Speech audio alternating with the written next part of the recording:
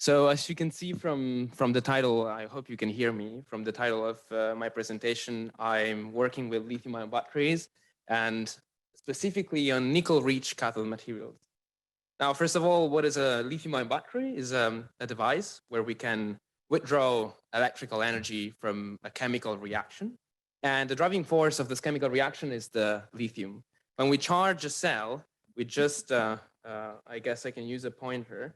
We are moving the lithium from the cathode through the electrolyte towards the anode in a liquid electrolyte. So what happens when we discharge the cell? The opposite, basically, from the anode to the cathode.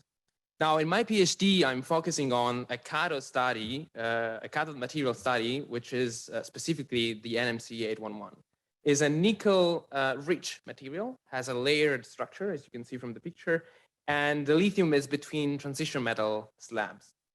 Now, why is important this material is that because we have high energy density, and the most likely application of this material is for nowadays electric vehicles, which is kind of a hot topic. The higher is the energy density, the longer is the distance that we can travel with our car. Now, this material suffers of instability, and to overcome the problem, we try to dope the material to increase the performances. To do so, there is one way to synthesize it. What we do is that we mix together transition metal salts. We add a base, which will lead to precipitation of what we call the precursor. And this step is called co-precipitation, as you can see here. And then we add lithium through calcination, which will diffuse in the precursor, and then we will get the NMC811, our material. So what we want to study is the doping through two different pathways. What if we add, for example, zirconium during the lithiation, or what happens if we add this during the co-precipitation?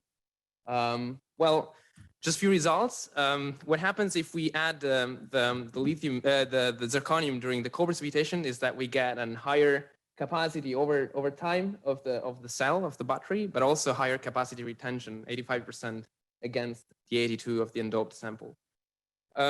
So what we get from the fraction is that during the co-precipitation doping, the phase that we get is all the NMC. We don't get any extra phase formation. So the sample is pure. But when we use the lithiation step, actually we end up having extra phase formation, and the phase is lithium zirconium oxide, which is a kind of impurity that we get. Now, to support the diffraction data, we also have some X-ray absorption spectroscopy. This is sensitive, in this case, for the zirconium environment. And specifically in Xanth's region, we get a different profile, which means that depending on the doping we do, the zirconium will act differently, or at least will have a different chemical environment. Where does it go? What it does? Well, I will leave this open question for the poster session. Few conclusion: if we dope during co-precipitation, we get a clean outcome, higher capacity and higher capacity retention. And during the lithiation, unfortunately, we get impurities. But the XAS shows us that the zirconium is behaving differently, or at least has a different chemical environment. I want to thank you for your attention, and I hope it was clear.